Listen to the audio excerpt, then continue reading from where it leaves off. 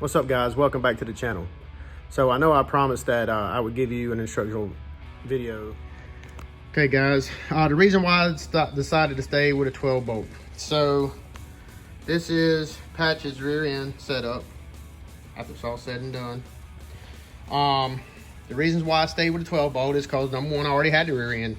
It's a 30 spline, 8.875 GM passenger car rear end. 8.875 is the beefiest 12 bolt that Chevrolet made.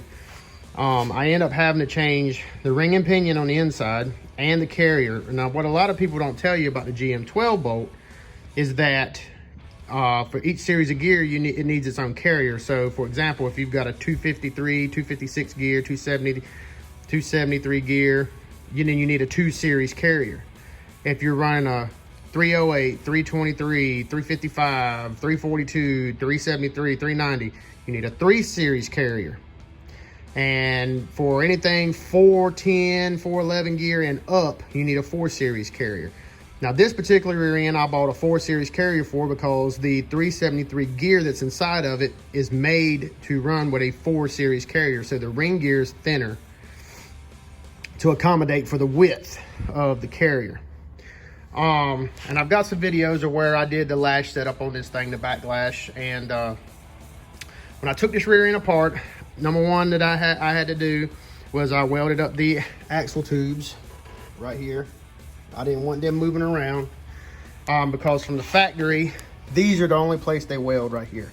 This is open, so it has a chance to move around. So I welded those up.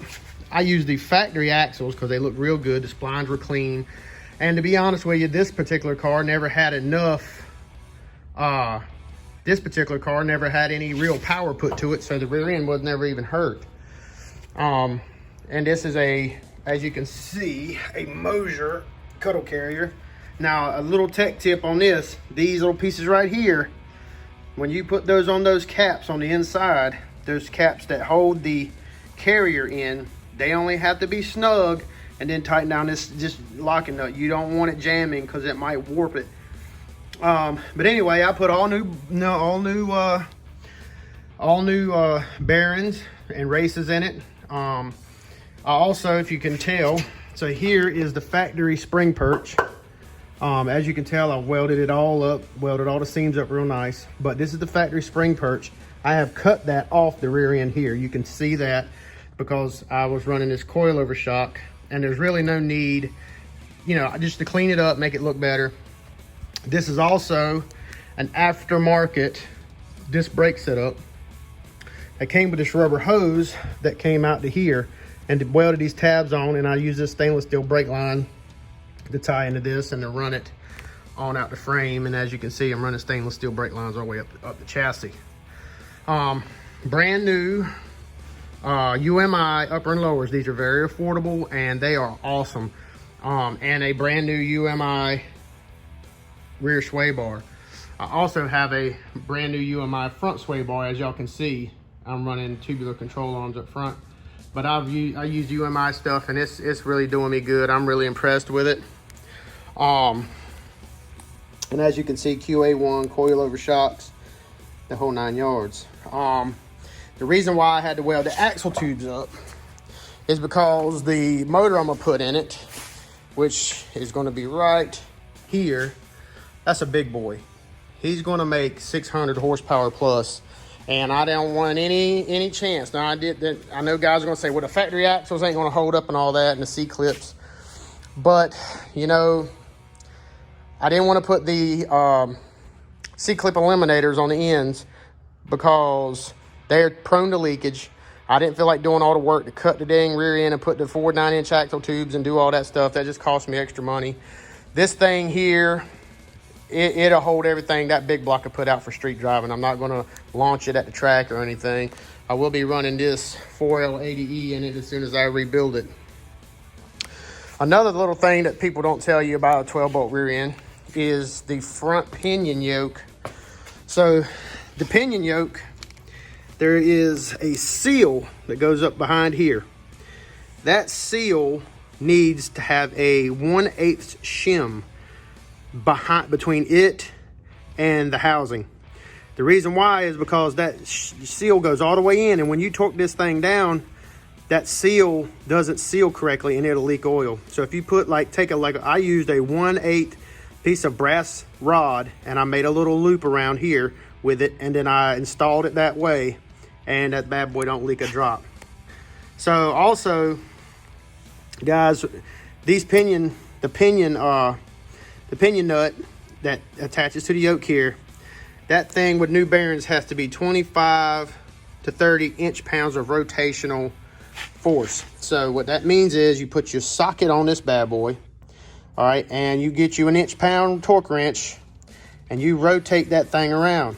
The inch-pound torque wrenches I bought was off of Amazon. They were fairly inexpensive and they work pretty good. Another thing you need to know is that seal on the inside, you need to wet it with gear oil before you install it. That way you can get a proper reading out here, because that thing will tend to kind of want to stick. So anyway, 25 to 30 inch rotational inch-pounds. You've got a crush sleeve in there. The crush sleeve's back in here between the pinion bearings. And as you try to get this thing to where it's giving you that kind of 25 to 30 inches of bearing preload, that crush sleeve's going to crush down. Now I'm going to tell y'all straight up, that is a bad mamma jamma. You are going to have to fight that thing over and over and over. What I ended up doing was I bought a little handy dandy tool, and I'll show you the tool here in a second, but it attaches to the yoke here, and I bound it to the floor with a long ratchet, and then I used a ratchet and a 1 1/8 socket on the pinion nut, and I used another long ratchet out here, and then I ran a piece of 6-inch pipe up, and then I torqued it down 1 little quarter turn at a time until I got the proper pinion bearing preload. And that's how you end up getting your good bearing wear in life, and that's how you make sure all that stuff. Now, when it comes to setting the pinion depth, so what I ended up doing was, you have in the hogshead, right here in the hogshead, you have bearing caps that hold the carrier in on both sides. Well, if you remove those caps, the surface that they set on is exactly halfway the hogshead. So if you can use that as your measuring point for the depth of your pinion. Now what I ended up doing, and I'll show you guys this, I ended up taking a piece of plate steel, right?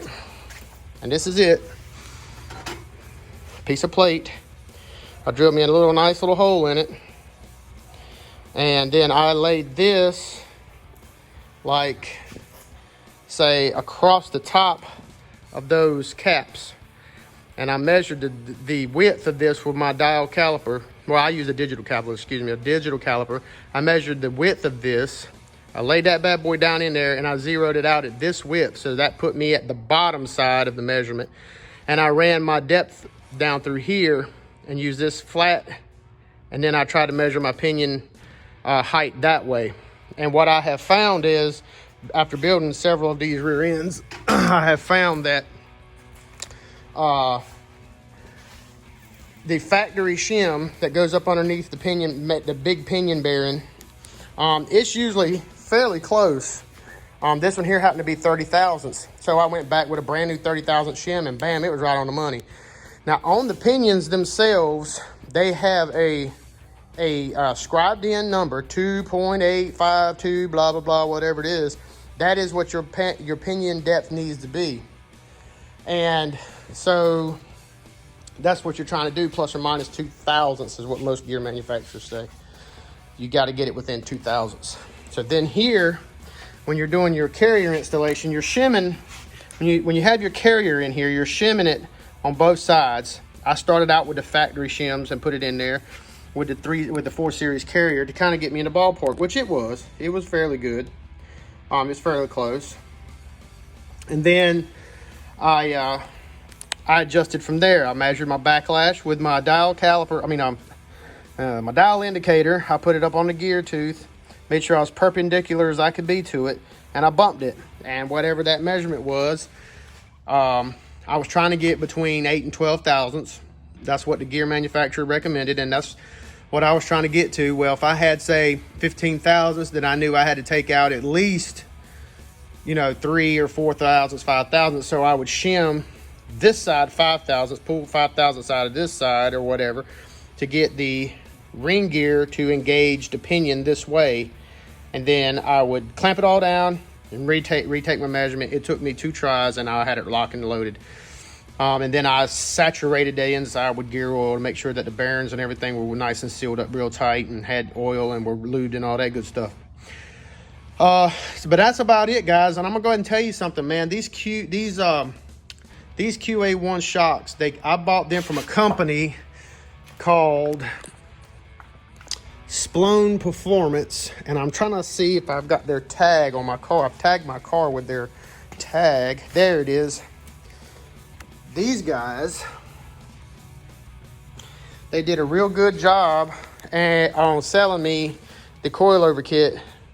They were the cheapest ones and it worked fabulous. And they're also selling me the front coilover kit, cheapest, and they know their spring rate's pretty good. This thing came pre-assembled. It was rocking and rolling. It was a beautiful thing. So guys, that's the 12-bolt rear end. So 12-bolt rear end is perfectly fine for street driving in my case. If I was going to try to launch this thing, I would have done a few other things. If I was really trying to take it to the drag strip and beat on it real bad, spray a bunch of nitrous to it or something, I would really try to, for one, put more of an adjustable upper and lower control arm on it to get that pinion angle perfect. This would be more like a factory level pinion angle. You ain't gonna be able to adjust it because these are solid, but for what I'm doing, that's fine. And a 12-bolt, it's pretty good. It has less rotational force. It takes less rotational force to rotate a 12-bolt than it does a 9-inch. Now, it's nowhere near as strong as a 9-inch. It's not going to be as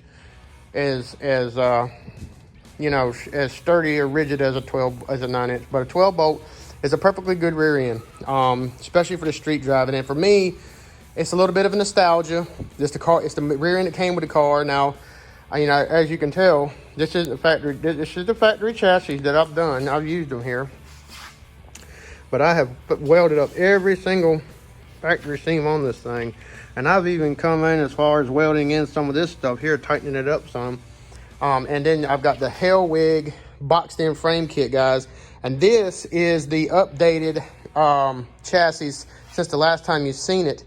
I have pour 15 the entire chassis. The entire chassis has been pour 15'd, and I have cleaned out every orifice, and I've sprayed galvanized as far back in these channels as I could through every one of these little body mount holes and stuff. I've sprayed as much galvanized in there as I can. And then I've got these really sweet upper and lower control arms that add camber. It's got I think a +4 camber on the top to help me get this thing behaving on the street like I want to. And this here is another UMI front sway bar. Now this sway bar is a beast, and just for comparison, I got my good old Black and Mild here. I mean, yeah, that's a big boy. So anyway, you guys, I'm getting a QA1 front coilover shocks. They're in the mail, and I've got some 2-inch drop spindles to go here. And then I'm trying to figure out what I want to do with the front brakes. They're going to be some kind of a disc setup. But anyway, this is an update on Project Patches. And that's why I ended up staying with the 12-bolt. This whole explanation and stuff that I'm trying to tell you now. But anyway, like, comment, and subscribe, guys. Hit that notification button, ding, and help me get my channel moving up. I know that my channel is new. I'm gonna be honest with you, I'm gonna get a little more myself in some of these videos, because I'm not really a super proper person. So I'm gonna quit the bullshit, and I'm gonna start getting it to you how I would teach somebody if they were in my shop. So there's not gonna be no more pleasantries and all that. It will be kid friendly. I mean, I'm not gonna be completely retarded about it, but anyway. So like, comment, and subscribe, guys, and I hope to see you on the next video. Peace.